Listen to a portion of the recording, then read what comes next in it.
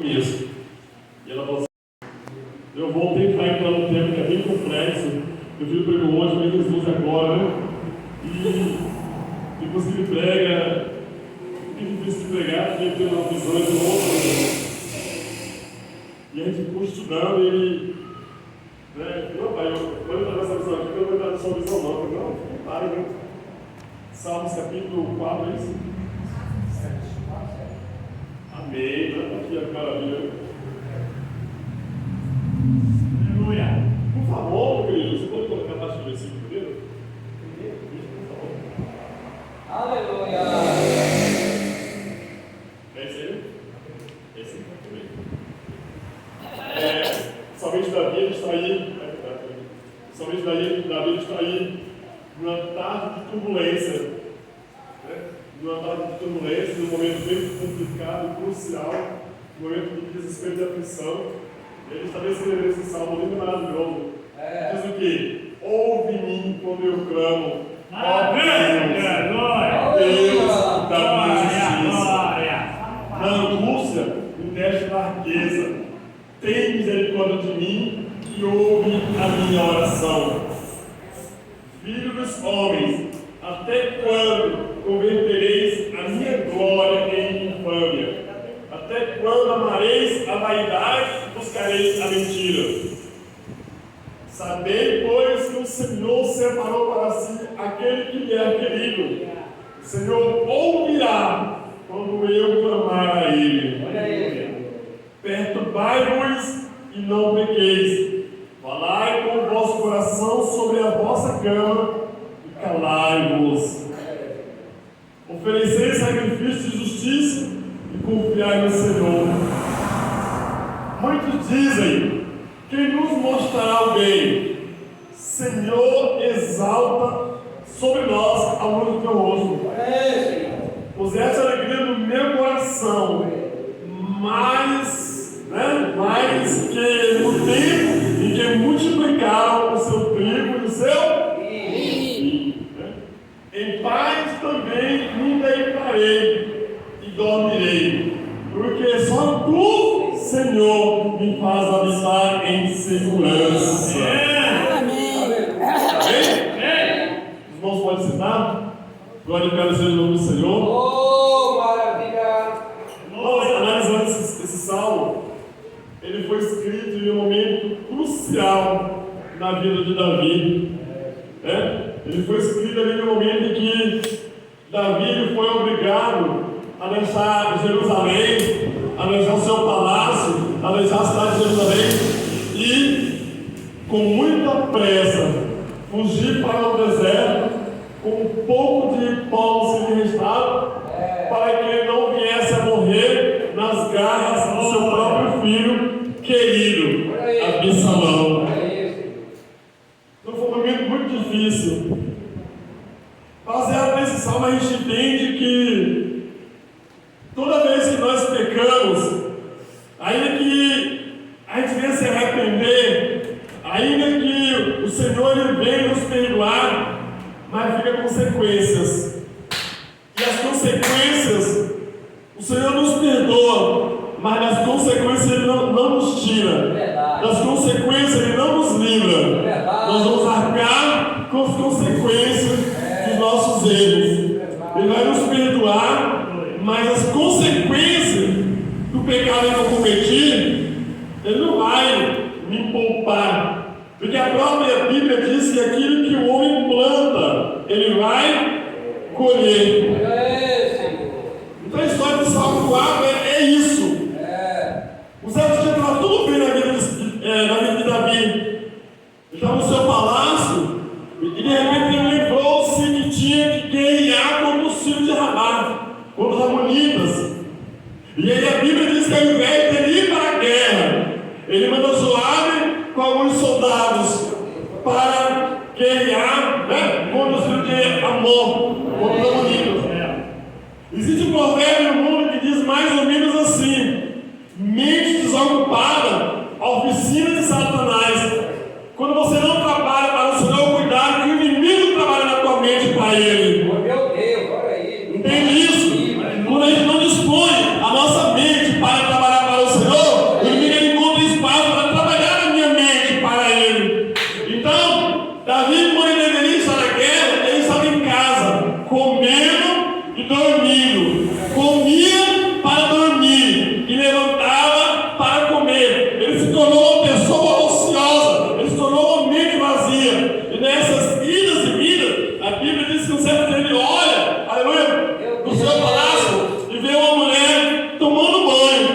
para, né, dificuldade, para a infelicidade dele. A Bíblia diz que essa mulher era bonita. O pecado começou a trabalhar na mente de Davi pelos seus olhos. Ele olhou aquela mulher e achou bonita. E a partir do momento que ele achou bonita, ele interessou por ela. É o tema que vocês escolheram, amém?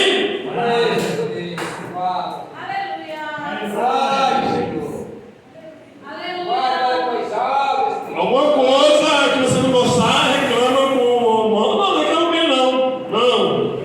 Pega uma escada e vai reclamar para papai do céu. Reclama não. Às vezes a pessoa reclama com água, mesmo pregador é carteiro. Se o carteiro te entregar uma cobrança, não queira bater no carteiro não, vai lá e paga a cobrança. Então, Davi, ele olha para aquela mulher e vê que aquela mulher é bonita. E aí ele se interessou por ela. E manda alguém saber daquela mulher. Né? Manda alguém saber daquela mulher. E alguém que vai saber a respeito daquela mulher chega com todas as informações e diz assim: olha, o nome dela é Betseba. Ela é bonita, mas é casada. Sabe quem é o esposo dela? O esposo dela é Urias, o teu soldado fiel. Louvado seja o Senhor. E sabe de quem que ela é filha? Ela é filha de Eliã. E sabe de quem que Eliã é filho? Eliã é filho de Ahitofel. E sabe quem é Ahitofel? O seu amigo ídolo, conselheiro, estrategista de guerra.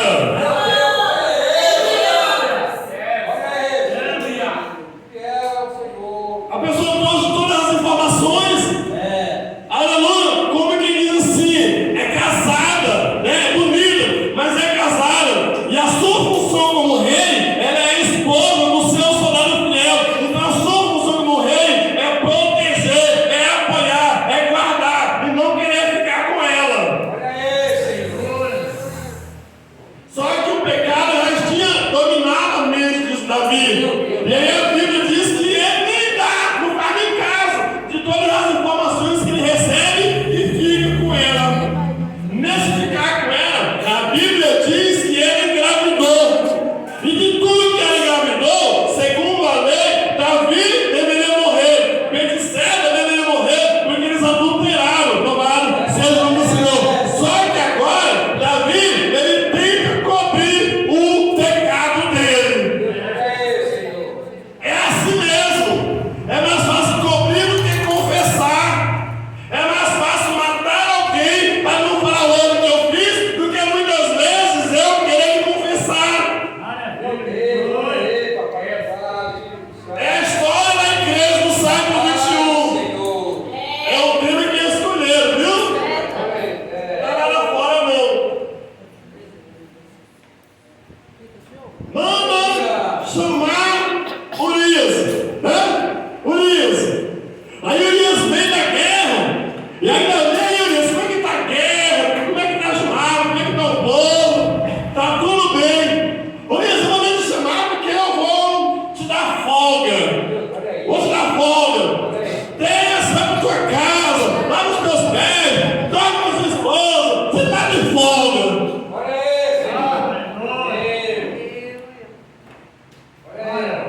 Só que a Bíblia diz que Urias ele era um soldado fiel, ele era leal, ele era sincero, ele não deixava se elevar.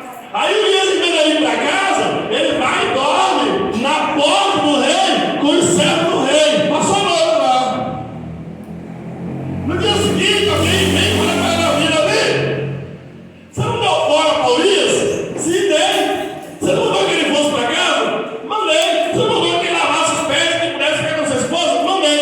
Ele não fez nada do que tu mandou. Ele passou a noite com os seus servos lá na porta. Davi falou assim: agora, meus planos não deu certo. Não, mas você não Urias aqui, tá errado. Mas Urias, você não estava na guerra assim? Eu não te chamei para te dar folga? Foi. Mas por que você não desceu? Ah, meu Senhor, Joab está lá no campo, Israel está no campo, a arca do Senhor está no campo, né? Joab está no campo, e eu descerei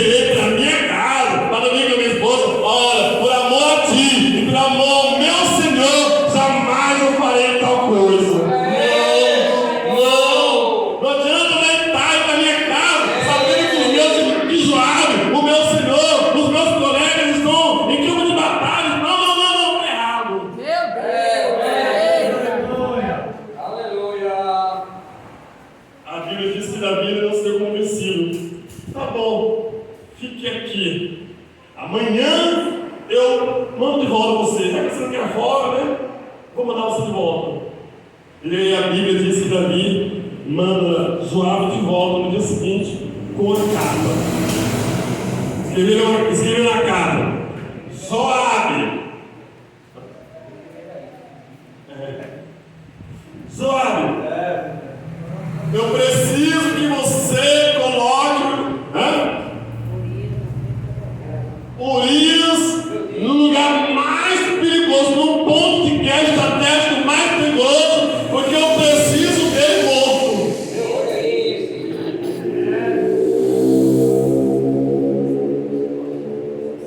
Eu quero ele morto. Vê aí. Não, dá para entender? Dá para entender? Um homem segundo o coração de Deus. Meu Deus. Ele traça um plano tão diabólico para matar o seu soldado fiel, para matar o seu soldado leal. Ainda manda a sentença de morte para o seu soldado. Olha aí, Senhor. Glória a Deus, aleluia. É motivo de glória, aleluia. É motivo de misericórdia mesmo. O plano foi executado. O tempo é uma bênção. O plano foi executado. Urias morreu. 7 dias depois, Betseba já estava morando com Davi, como sua legítima esposa. O neném nasceu e parecia que estava tudo bem. Olha aí, Senhor. Aleluia. Só que a fatura chega. Mais cedo ou mais tarde, a fatura chega. A Bíblia diz que Deus manda o profeta Natan forçar Davi a confessar o seu próprio erro, a confessar o seu pecado. Quando Davi confessa o seu pecado, a Bíblia diz que Natan fala para Davi: você não morrerá, mas a espada que entrou na família de Urias, que acabou com a família de Urias, vai entrar na tua família, vai destruir a tua família. Guardado, Senhor. Por quê? Porque pecado, mesmo perdoado, ele gera suas consequências. E aquele que ouve planta, ele colhe. Senhor. Então a Bíblia diz que a primeira coisa que veio acontecer foi o filho, né, que nasceu de Betseba, o filho de Davi de Betseba. A primeira coisa que faz é essa criança morre. Meu Deus, velho. Então, o fato de não usar espada, ela começou a entrar na casa de Davi por aí. Aí a Bíblia diz que Amnon, ele se apaixona pela irmã de Absalão, Tamar. Foi um amor tão doentio, que com a ajuda de Abinadab, Amnon forjou um plano para estuprar sua própria irmã. Olha aí, Senhor. Meu Deus. Olha só as consequências do pecado, a destruição do pecado causa, o estrago. Então Amnon, ele se apaixona pela sua própria irmã, vendo que era difícil, com a ajuda de Abinadab, ele faz um plano e estupra sua própria irmã, promovendo um incesto. Olha aí. A Bíblia diz que Davi, ele soube o que aconteceu e ele simplesmente ficou irado, mas nada ele pôde fazer. A essa altura, o reino de Davi, ele se torna um reino de misericórdia, sem justiça. Ele perdeu a autoridade de agir com justiça na sua própria família. Por quê? Porque ele também não foi punido. E uma vez que eu não sou punido pelos meus erros, eu não posso punir alguém lá na frente. Olha aí, Senhor. Aleluia. A Bíblia diz que Tamar, depois de violentada, ela sai pelas ruas, né, com terra sobre a cabeça, as suas vestes rasgadas, e ela encontra com seu irmão Absalão. E Absalão olha para ela e diz assim: seu irmão Absalão olha para ela e diz assim: a minha mãe esteve com você? E ela diz assim: esteve sim. Meu irmão me violentou. Aí ele diz assim: cala a boca, que fica quieto, não fala em nada. Ele é teu irmão. Mas quando ele fala, cala a boca, não fala em nada. Ele é teu irmão. Dentro de si, ele está pensando assim: na primeira oportunidade, eu acabo com a vida dele. Na primeira oportunidade, eu vingo ele. Na primeira oportunidade, eu vou destruir a vida dele. Ele ficou com o espírito de vingança dentro dele. A Bíblia diz que 2 anos se passaram. Tamara ficou solitária na casa do seu irmão Absalão.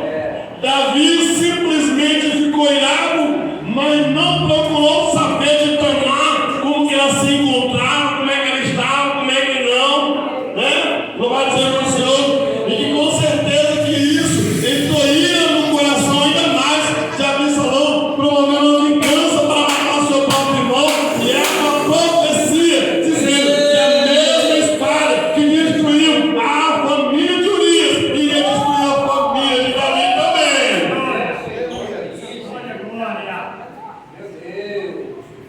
A Bíblia diz que agora Absalão ele tinha ovelhas.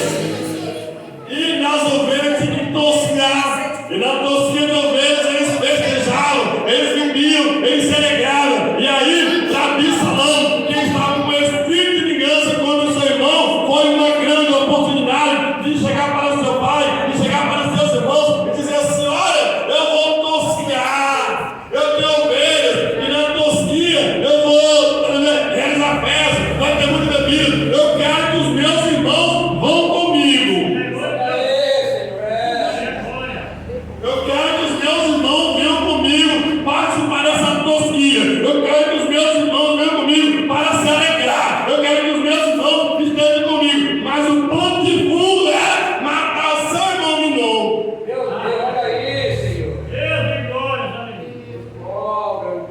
A Bíblia diz que Davi, ele pôs, mas depois ele liberou seu irmão, né? Seu filho Aminon. E aí a Bíblia diz que Absalão dá o seguinte ordem para os seus servos: quando Aminon estiver embriagado, desça a espada sobre ele. E assim foi feito. Todos beberam, todos embriagados.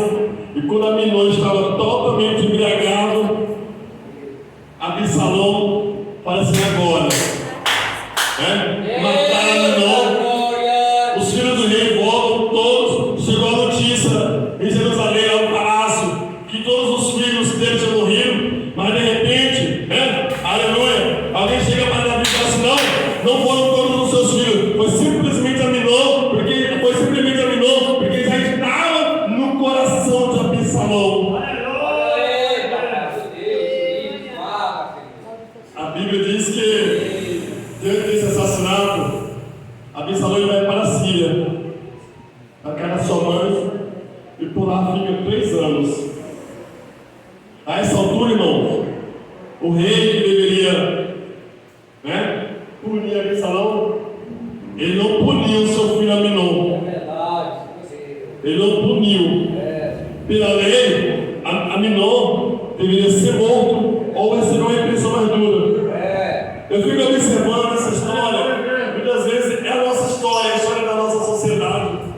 A gente cedo se levanta para apontar o dedo para alguém, da família dos outros.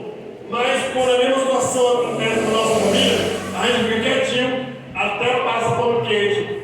Davi, ele como rei de Israel, a função dele era julgar, sentenciar, né, a família dos outros, inclusive a sua própria família. Ele como rei tinha que fazer isso. Só que agora o erro, né, a sessão de crime entrou dentro da sua família. E ele fez vista grossa. Ele fez vista grossa diante do incesto. Ele não puniu Aminon. E agora, como ele não puniu Aminon, Absalão se levanta e mata o seu próprio irmão. Então, ele agora tinha que punir o seu filho, Absalão. Só que Absalão, ele foge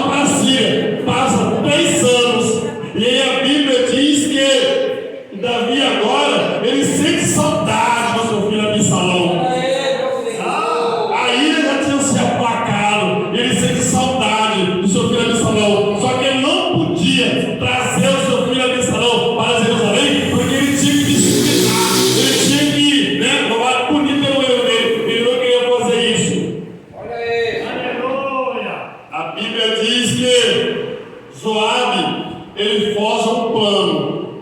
E nesse plano que Joabe forja, Absalão vem para Jerusalém. O rei simplesmente fala assim, ele vem para Jerusalém, mas que ele fique lá e não veja meu rosto. Absalão permanece agora 2 anos em Jerusalém sem ver a face do rei. Era o que ele mais queria, era ver a face do rei. Só que ele não foi perdoado, ele foi tolerado. Olha aí, Senhor, meu Deus. Porque uma coisa é você perdoar, uma coisa é você perdoar, e uma outra coisa diferente é você tolerar. Davi agora estava na hora de chamar Absalão a uma responsabilidade, punir ele, aí que fosse sentença de morte. Mas agora ele perdeu a autoridade, porque de Absalão teve Aminon. Se ele não puniu Aminon, se ele não corrigiu Aminon, como agora que ele vai corrigir, punir Absalão? Ele não tem mais autoridade para isso. Então, Absalão, ele não foi perdoado para estar em Jerusalém, ele foi simplesmente tolerado. O pecado ele precisa ser tratado, porque ele gera consequências. E aí a Bíblia diz que, mais uma vez, Absalão entra em cena com Joabe e força o rei receber ele. Nessa situação, a Bíblia diz que o rei recebe Absalão. E agora nos diz a Bíblia que Absalão estava com 40 anos de idade e chega para seu pai e fala assim: pai, quando eu estava na Síria, eu fiz um voto ao Senhor. Eu fiz um voto ao Senhor que se eu voltasse para Jerusalém, eu iria para a cidade de Hebron pagar um voto ao Senhor. Mas só que agora essa ideia é conspirar contra o rei. A Bíblia diz que Davi, sem saber de nada, permite que ele vá para Hebron, né? Na visão de oferecer um sacrifício ao Senhor, na visão de pagar um voto. Só que a ideia de Absalão foi essa. A Bíblia diz que ele consegue 50 pessoas que vão na frente, né, para Hebron. E aí ele diz assim: vão na frente. Depois dessas 50 pessoas, a Bíblia diz que ele convida mais 200 pessoas que vão para Hebron. E a ordem dele é essa: quando a buzina tocar, todo mundo saberá que Absalão é o novo rei de Israel. Desse jeito. A usurpação pelo reino. Os 50 eles foram, na sua simplicidade, convidados, né? E agora vai mais 200, e a ordem é essa: quando a buzina tocar, Absalão é o novo rei de Israel. E assim se foi. E aí a Bíblia diz que Davi estava em Jerusalém, no seu palácio, aparentemente tudo bem. E de repente alguém chega para